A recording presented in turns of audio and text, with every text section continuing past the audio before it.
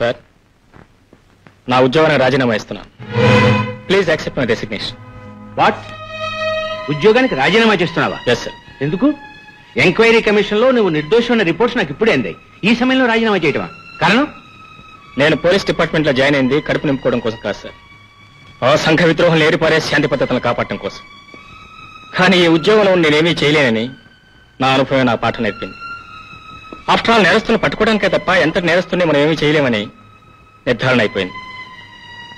నా ఆశయ సాధనకి నా ఉద్యోగమే ప్రతిబంధకంగా మారింది. అందుకే రిజైన్ చేస్తున్నాను. తొందరపడకు మిస్టర్ కుమార్. ఈ ఒక్క నేరస్తు విషయంలో మనం ఫెయిల్ అయినా తక్కిన వాళ్ళందరినీ పట్టుకుని తగిన సాక్ష్యాధారాలతో కోర్టులో నిలబెట్టి శిక్ష వేయించొచ్చుగా.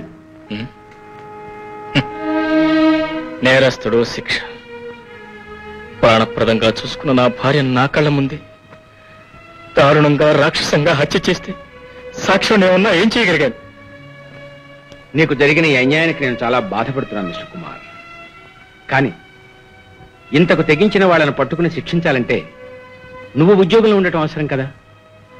నా ఒక్కడి కోసం కాదు సార్ నా బాధ.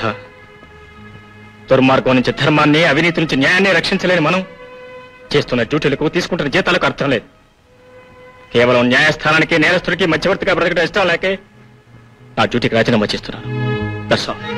అంటే ఉద్యోగానికి రాజీనామా చేసి వాళ్ళంతం చూడటానికి నువ్వు హంతకుడుగా మారాలనుకుంటున్నావా? నో. నువ్వంతటి దారుణానికే పూనుకుంటే చట్టాన్ని నుంచి తప్పించుకోలేవు. జాగ్రత్త. ఓకే సార్, ఆ సంగతి ఏదో ఒకటి కోర్టులో తెలుసుకుందాం. నా చేతులు కట్టేసి నా కర్తవ్యాన్ని చంపేస్తున్న ఈ కాకి బట్టలకి నాకు రుణం తీరిపోతుంది.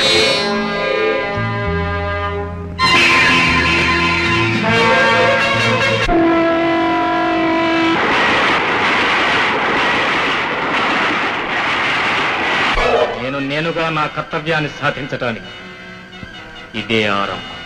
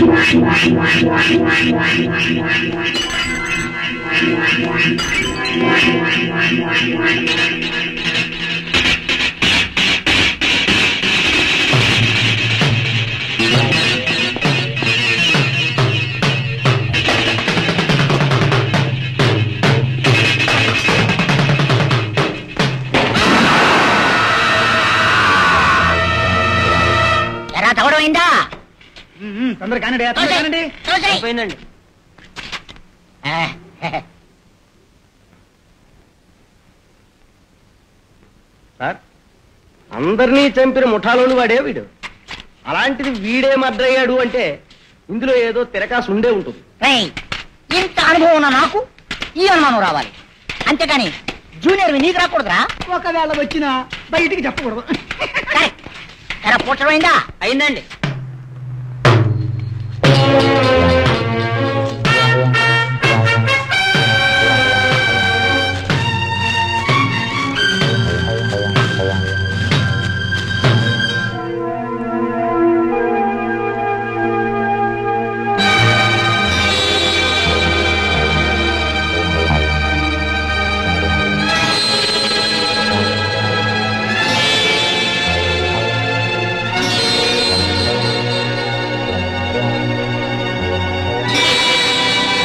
జంబు చచ్చిపోయింది యాక్సిడెంట్ లో కాదు, కావాలనే మోటార్ సైకిల్లో బాంబు పెట్టి చంపేశాడు ఇన్స్పెక్టర్. మన తడాకా ఏమిటో ఒక్కసారి మచ్చు చూపించిన ఆ కుమార్ గాడు మన మీద కాలు దువ్వి మన జంబుని చంపేశాడు.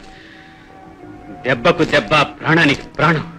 వాణ్ణి, వాడి వంశాన్ని సర్వనాశనం చేసి వాడి రక్తంతోని సమాధిని తడిపే వరకు మేము నిద్రపోం జంబు.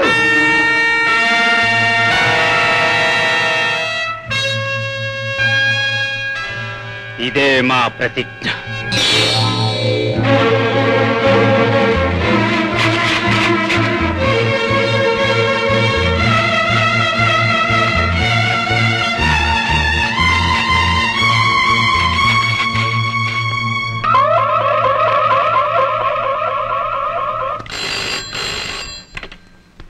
హలో హలో నేనే హెడ్ కానిస్టేబుల్ కనకరావుని మాట్లాడుతున్నాను.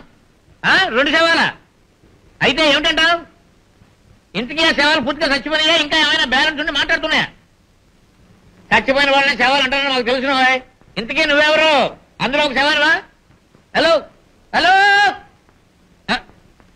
వీడెవడో నేనంటే టెర్రర్ పుట్టి పెట్టేశాడు. ఏమాయ్, అనంతగిరి ట్రంక్ రోడ్ లో 2 శవాలు ఉన్నాయట. ఎస్ఐ గారు ఇంట్లో ఉన్నారు. ఈ ఇన్ఫర్మేషన్ ఆయనకి ఇచ్చి ఆయన తీసుకెళ్లి వెళ్ళి ముందు ఆ పని చూడు.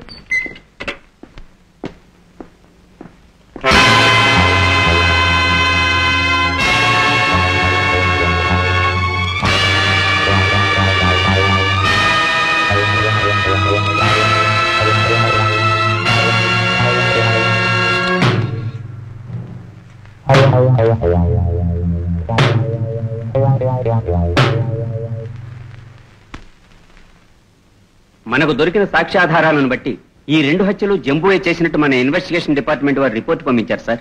అక్కడ దొరికిన వేలి ముద్రలు బూటు గుర్తులు అన్ని జంబువే సార్. చాలా ఆశ్చర్యంగా ఉంది. జంబూ శవాన్ని మన డిపార్ట్మెంట్ వాళ్ళు దగ్గరుండి కదా సమాధి చేయించారు. ఒకవేళ జంబూ చచ్చిపోయినట్టుగా నటించాడా? బహుశా జంబూగాడు తెచ్చుండడు సార్. అలా తెచ్చినట్టు నటిస్తే వాడేం చేసినా వాడి మీద కేసు ఉండదని అలా తెచ్చినట్టు నటించుంటాడని నా అనుమానం సార్. ఆ అనుమానం నీకు రాకూడదురా. ఒకవేళ వచ్చినా బయటికి చెప్పకూడదు.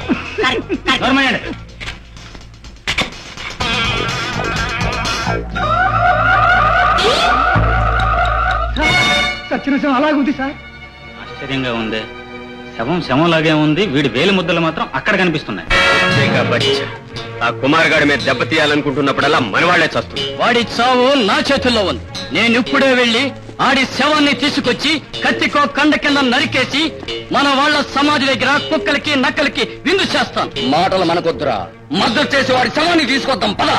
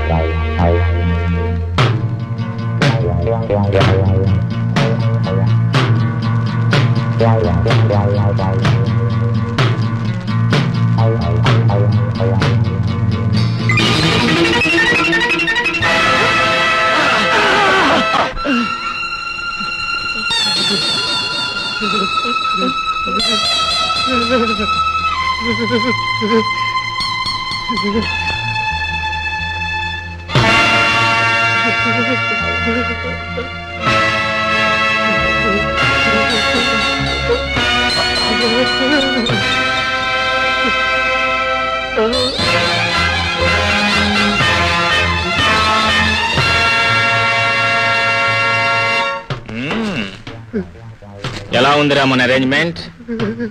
మీ ఇద్దరు ప్రాణాలు ఒకేసారి గాలిలో కలిసిపోయేలా బాగా అరేంజ్ చేశానా?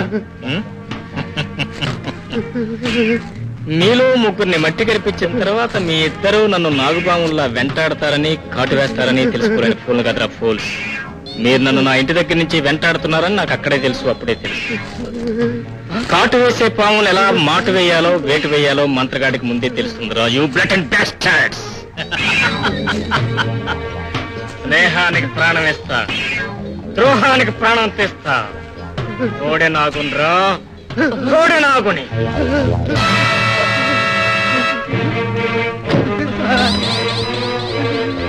ప్రాణం అంటే ఎందుకురా అంత తిరిగి వెతవల్ల? మీరెంతో మంది అమాయకుల ప్రాణాలు తీసినప్పుడు వాళ్ళు ప్రాణ భయంతో ఎలా గిలగిల్లాడిపోయారు మీకు రుచి చూపించాలనేదా ఈ ఏర్పాటు చేశాను. Get ready for your trial.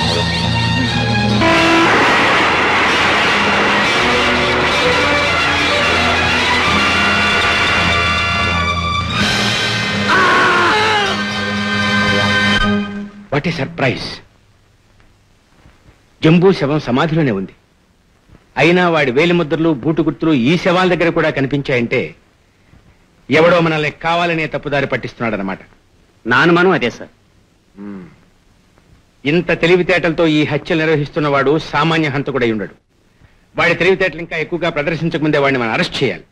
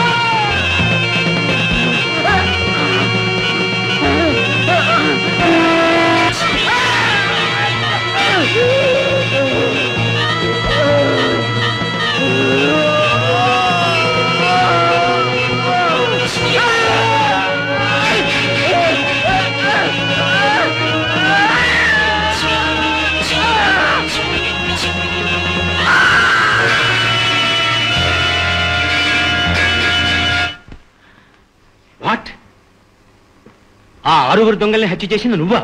Yes sir, వాళ్ళందరినీ హత్య చేసింది నేనే. పోలీస్ ఆఫీసర్గా చేయలేని పనిని ఒక బాధ్యత గల పౌరుడుగా చేయగలిగాను. I'm very proud of it. ఎలా చేశానా అని ఆశ్చర్యపడుతున్నారా? వినండి.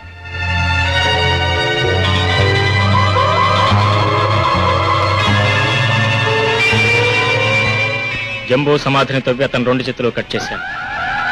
అతను బూట్లు కూడా తీసుకున్నాను. ఆ కట్ చేసిన చేతుల నుండి చర్మం వేరు చేసి గ్లోవ్స్ తయారు చేశాను.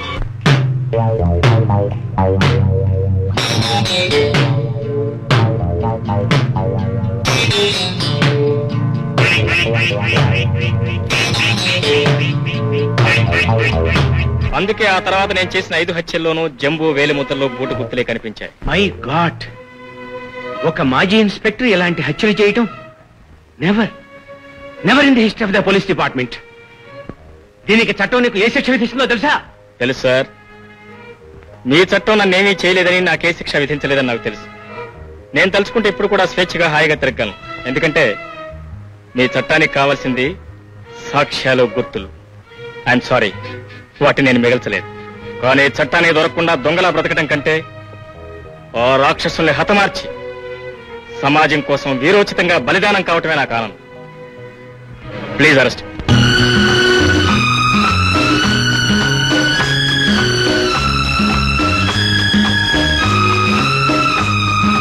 మంచి కోసమే కోరినందుకు మిగిలినవేమిటి కన్నీళ్ళ? మంచి కోసమే కోరినందుకు మిగిలినవేమిటి కన్నీళ్ళ?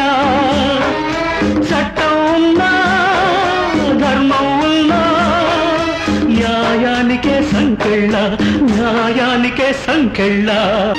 న్యాయ రక్షణ కోసం తన జీవితాన్నే పణం పెట్టి ధర్మ విజయం కోసం ఆత్మబలిదానం చేసుకునే విజయ్ లాంటి వ్యక్తులు యుగ యుగాల మానవ చరిత్రలో ఎక్కడో అరుదుగా కనిపిస్తారు. ఇలాంటి త్యాగమూర్తులు సంఘం నుంచి దూరమైతే ఆ నష్టం మనందరిది అవుతుంది.